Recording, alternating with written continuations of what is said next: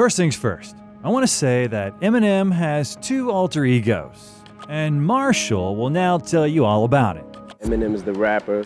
I'll add to that the fact that he's a lyrical rapper, so he's more focused on lyrics. For example, this is the Lose Yourself song. Slim Shady will kill you. This is his dark side. He has no boundaries of decency. You can hear this character in My Name Is. Slim Shady. And Marshall Mathers is the person behind the whole, mask. While the sincere and genuine Marshall can be heard in heartwarming songs, such as Mockingbird. Little baby, don't you cry, everything's gonna be alright. Who amongst these three do fans like the most? I think it's dumb to answer on behalf of everyone, but I can certainly say that Slim Shady was loved, is loved, and will be loved by practically everybody. In this video, we will tell you about the story of this psychopath, whom it was impossible to be neutral about in the 2000s. You listen to me when I'm talking to you. You hear me? Shut up. You either loved him for his audacity, or more precisely, for the fact that he could say whatever he wanted to. If I'm evil enough to think it, or I'm demented enough to think it, or I'm smart enough to think it, then I'm gonna say it. Or you hated him, arguing that he's immoral. Mom! No, yes, you did molest me. Yes, Mom, it felt good. But you shouldn't be touching me there, Mom. There's a lot of dope involved, and I'm very young and naive. Want to know what else is immoral? Not trying Opera's brand new and updated browser. I find the new AI function, Aria, extremely useful. For example, I can ask, why Eminem dissed his mom? And as you can see, Aria describes the reasons in detail. It's all clear and to the point. What's more is that if you don't understand specific words, you can point it out, and Aria will give you the definition of the word and explain it to you in simple terms. How cool is that? Opera also has some other useful features, such as an ad blocker, a VPN, a built-in music player, and a messenger, which makes your time spent using this browser extremely convenient. If you don't like the quality of a video, you can try the Lucid Mode function, which makes the picture significantly clearer. You can even watch this video and browse the internet simultaneously. And how convenient is it to make screenshots? Opera browser is fully featured for privacy, security, and everything you do online. I can go on forever talking about the advantages of Opera being faster, safer, and smarter than default browsers, so it's best to give it a try for yourself. Thanks to Opera for sponsoring today's video. Use my link below to download Opera today. Let's get back to the topic of the video. And so, Marshall recorded his first album, Infinite, under the pseudonym Eminem. However, the release flopped. Not knowing how to escape the dump he was living in at Fairport Street, 7 Mile, he got a call from his best friend Proof saying that he wants to get the 12 best MCs in Detroit and create his own version of the Wu-Tang Clan. He precisely wanted 12 people to be able to name the group the Dirty Dozen, but he only managed to get 6. Then, Proof threw in the idea that each one of them would have a second name. Each of them would have 2 personas, and each would have the power of 2 MCs. This is one of those moments when Proof played a big role in Marshall's life. Of course, it wasn't Proof who came up with Slim Shady. However, he led him to be onto something totally worthwhile. And how did he come up with this pseudonym? If you think that there's some kind of big story here, then no. He came up with the pseudonym while sitting on the toilet. Seriously, to quote his own words, I was taking a and I had an epiphany. Well, while you're taking a you think a lot. My pen and paper are always ready whenever I'm in the bathroom. Having thought of the name Slim Shady, I started thinking of a million things that can rhyme with it. It was a pivotal moment. I understood that the alter ego will do a lot more than just shake the rap community. It wasn't just that I wanted to shock people, part of me surfaced. I was the one who was bothered by the entire world. At the time, he was very pissed off, partly because people referred to him as trailer park trash. And if they think of him that way, then he decided to embody that to the fullest and told himself, fuck it, then I'll just put it all out there. Another one of Proof's concepts was that they had to write about the sickest, weirdest things. This was the D12's main idea. For example, Bizarre rapped about, damn, I don't even know how YouTube would react to that. So I'll censor out things, and you'll understand what these lines talk about.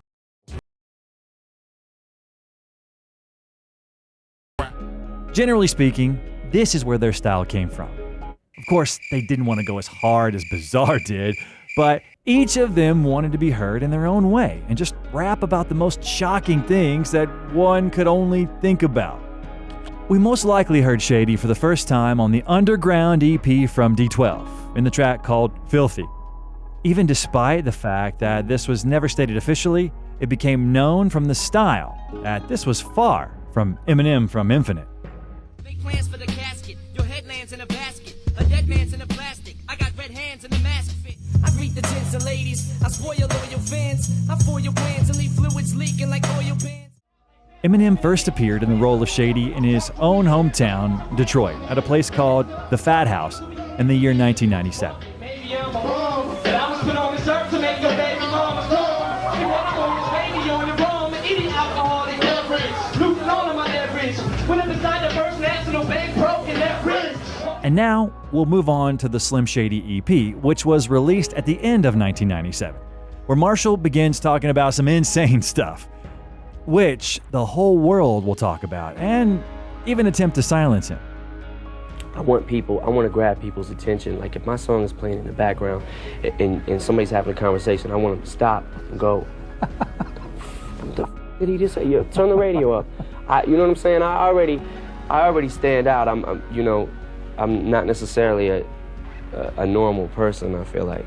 The album begins with a skit where Slim Shady demands Eminem to look in the mirror.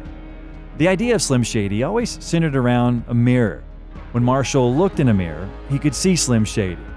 Slim wants to explain to M that without him, Eminem is a nobody. Look in the mirror,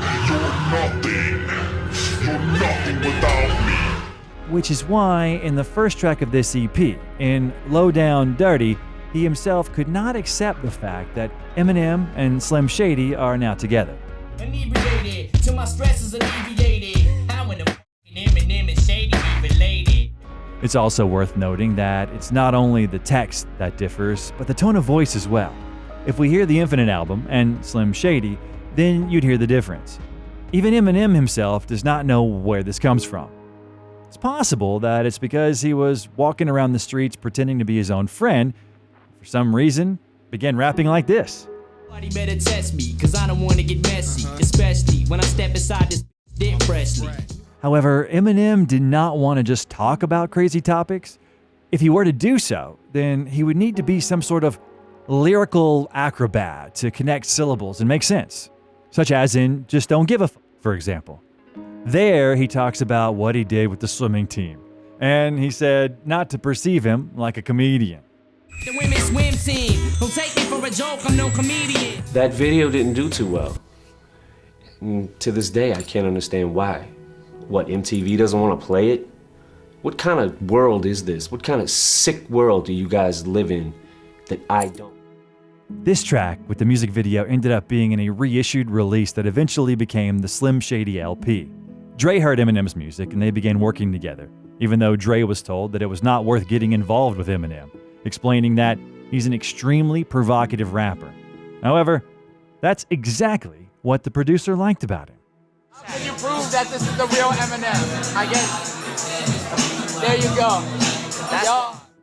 During the recording of this release, Dre told him that he needs an image, but Eminem never thought about how Slim Shady looks like. And now, listen to this insane and hilarious story. One day, he was going around under the influence of some illegal substances that drove him crazy. He bought a bottle of peroxide. When he woke up the next day, he forgot what he had done. He saw himself in the mirror and screamed, "Oh, God!" He looked like a skunk. When he got into the studio as a new blonde in a white shirt, Dre met him with piercing dead silence. He just looked at him and could not utter a single word. And then he said, "There it is. We found your image." Then came Jimmy Iovine to take a look at what Dre was excitedly raving about. And he was stunned. "That's your persona. The persona that we've been looking for this entire time," said Jimmy. Marshall never thought that his stunt with peroxide would become how he would look like. Hi, my name is Slim Shady. And then they went ahead and recorded the album, and it was practically finished. Then the Interscope label became very skeptical about this release, and there were even talks about kicking M out of the label. Even Jimmy Iovine didn't like his songs, including Role Model and My Name Is. Him and Dre met up with all the colleagues to understand what's going on in general. This scene was portrayed in the music video for The Way I Am, where Eminem became infuriated and tossed papers around. In reality, it wasn't that dramatic, but the discussion was serious. He then asked Jimmy, "Tell me what you want to change, because I don't understand what's going on. It's all stamped with parental advisory stickers. I think we can move on, can't we?" The album was published anyway, and let's go ahead and figure out what was so provocative in this release. The first track of this LP became My Name Is, thanks to which he began gaining popularity.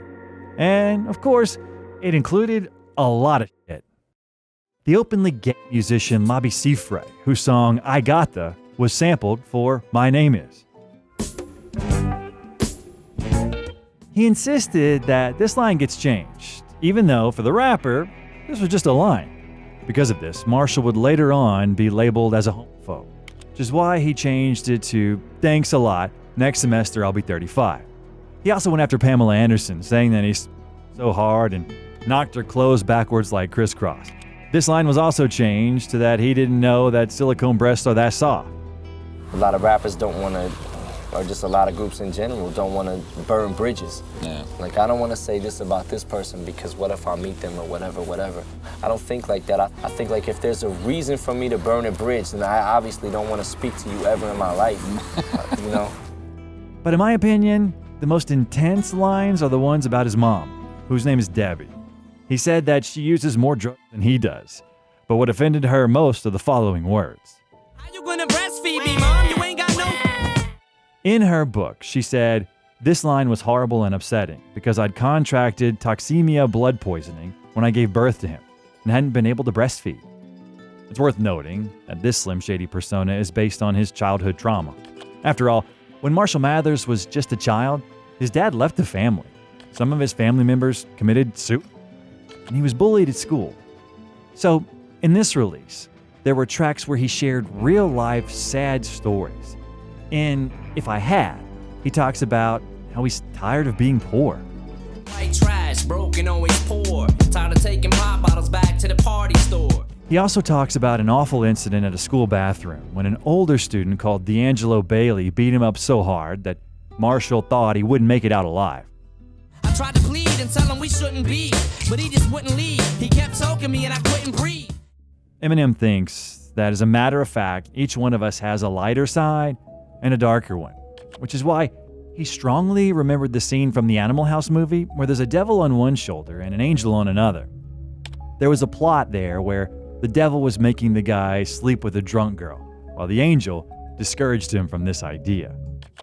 If you lay one finger on that poor, sweet, helpless girl, you'll despise yourself forever. Here, there's the same difference between Eminem and Slim Shady, and Dr. Dre understood that. The producer offered his protege to make a song in such a style where Eminem would represent the evil side of a person who wants to commit a crime, and at the same time, Dre would discourage the person from this awful venture. This is how the song Guilty Conscience came to be.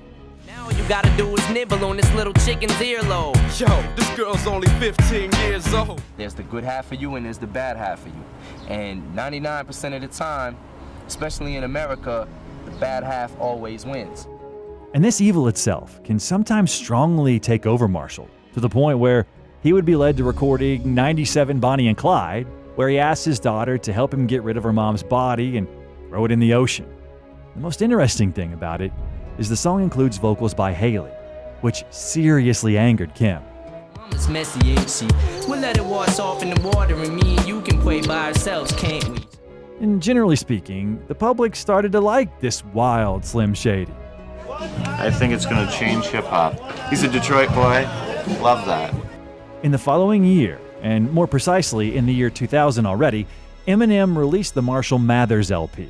And the main song of this release became The Real Slim Shady. And the point of it is that this Shady resides in all of us. I'm Slim Shady, yes, I'm the real Slim Shadys are just imitating, so won't the real Slim. Having once heard Shady, people no longer wanted to see Marshall, which he rapped about in the track Without Me. After all, as Proof said, Eminem is an MC who comes in sober and gives his metaphors, while Slim Shady, after a couple of rounds of drinks, he's looking to pick up a fight. Be out and I'll meet you at the joint. Well, if you want Shady, this is what I'll give you. A little bit of me mixed with some hard liquor, some... In this track, he once again addresses the music industry, saying that everyone's bored without him, and this is considering the fact that the Federal Communications Commission, which regulates interstate and international communications, including radio, won't let him play his songs. They edit and censor him. M claims that they are trying to sabotage him by not allowing his music to be played, to try and get back at him. You know, I've always been against censorship. So they say things about me and I just strike back. But honestly, it doesn't really bother me. I don't sit and dwell on it and cry about it. It's also worth pointing out the plot of the Without Me music video, where Eminem and Dre parody heroes from the comic books, such as Batman, Robin, and Blade. They attempt to save a kid who bought the Eminem Show album with the parental advisory sticker. At the end of the music video, they ended up at the kid's house. Further, Shady takes away the kid's disc, pointing out to him the sticker that's placed on the disc. This is a message to all parents who prohibit listening to Slim's music, and to all of those who don't accept his music in general.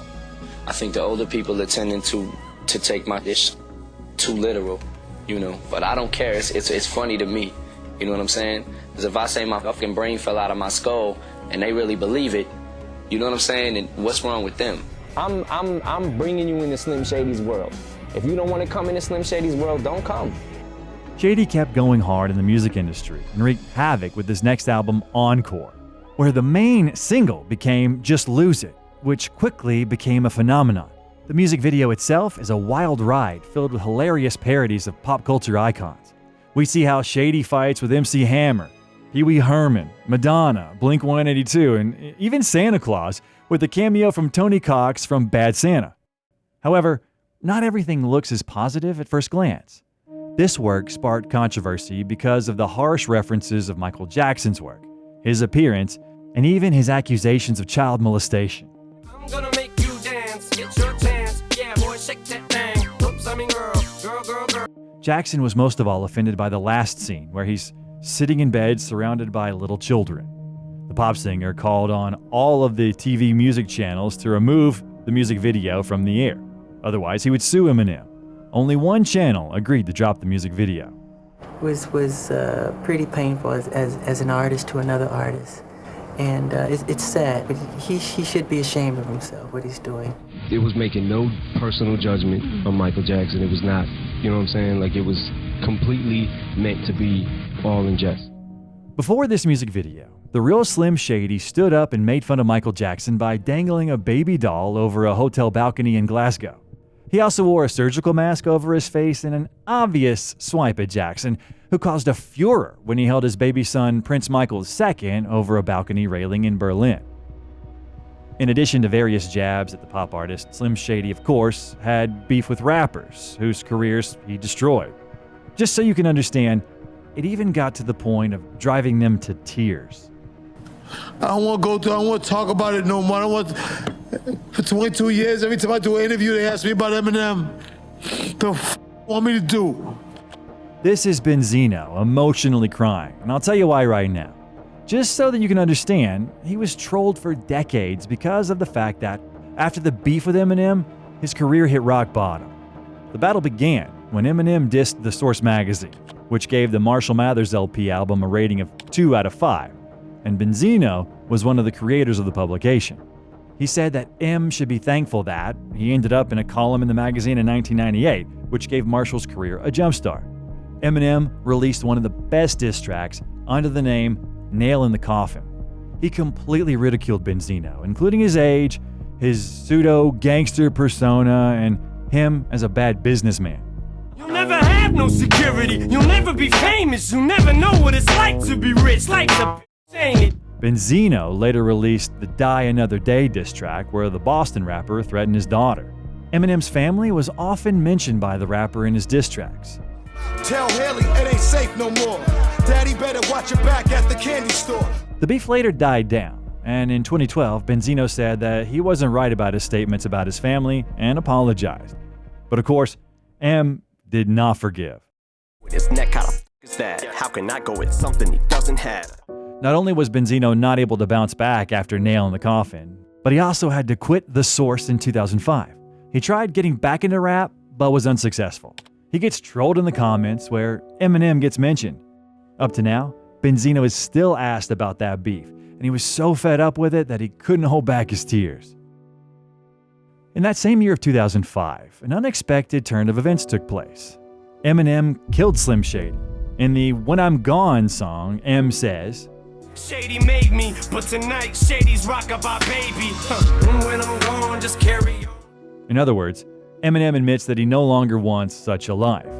He liked it when this Slim Shady was around, but he became so famous that Slim Shady was freakishly close to destroying his family and himself in particular. So, Marshall killed him. He also got rid of his addiction to illegal substances. However, he wasn't able to get rid of Shady, which we find out in the Relapse album. In the intro to the album, Eminem meets with his rehab doctor right before he's discharged from rehab. But things take an unexpected turn, and Marshall learns that he might not have actually left all of his demons in the past. You can't leave me, you'll never leave me, Marshall. We'll always be together, Marshall. Which is why, already in the following track, 3 AM, Slim Shady returns and becomes a serial killer, committing mass murder following his escape from a rehabilitation clinic. In the morning, put my key in the door, playing all over the floor. And the music video of We Made You was made in the same manner as Just Lose It or My Name Is, where Slim makes fun of celebrities, saying that popular celebrities aren't any better than their fans. Well, look at all the massive masses in the stands. Shady man, no, don't massacre the fans. It's not necessarily intentional bashing. It's not necessarily taking deliberate shots at people. Yes, it is. What the f am I talking about? In the song My Darling, it captures the Eminem and Slim Shady characters at war, representative of the workings of the angels and demons within Eminem's subconscious. And at the end of that track, their voices become one, meaning that as much as he didn't want it, Shady returned and became an inseparable part of Marshall. Marshall, no one's gonna love you like I do. And in the Marshall Mathers LP 2, Slim Shady returns once more. Evil Twin revives his manic for more trouble. So blame me, evil twin, Briefly speaking, Shady didn't go anywhere. And on the 12th of July, 2024, an album by the name of The Death of Slim Shady was released. The first track is a classic Shady. Elephantitis to the nuts element of intelligent hoodlum arrested development. Throughout the album, Slim Shady argues with Eminem, saying that he absolutely does not appreciate all that he has done for him. In Guilty Conscience 2, Shady recalls the legendary 2000s, when he got him fame, courage, and gave him power to use him as an excuse to be angry. However, later Eminem tried to kill him a few times, which weakened him and led to many fans not respecting him anymore, as he no longer had the level of rage that he had at the beginning of his career. And so, Marshall currently turned into a frightened guy who shakes like Shakira's ass. And at the end of this track, the most interesting thing begins. Eminem decides to kill Slim. Kill shot, booyaka, coup de grace, motherfucker. He fired the shot. Then it later turns out that it was all just a dream. Eminem woke up with a sample of the song When I'm Gone playing. We spoke about this song a little while earlier, saying that in this song, Marshall wanted to put an end to Shady. However, if you hear the album backwards, then the plot becomes something entirely different. In that case, Shady kills Marshall. Songs like Somebody Save Me foreshadow Marshall's demise, while tracks like Guilty Conscience 2 and Breaking News depict Slim Shady taking control and reveling in the chaos he's unleashed. In a stunning move, has released an album in which he is actually trying to cancel himself. The story takes a sinister turn with Trouble Skit, where Shady supposedly drugged Marshall. Drink this. What is it? Shut up and drink it. No. I said drink it. This leads to Renaissance, where Slim spits venomously over Marshall's grave and unleashes pure, unadulterated Slim Shady fury on the world.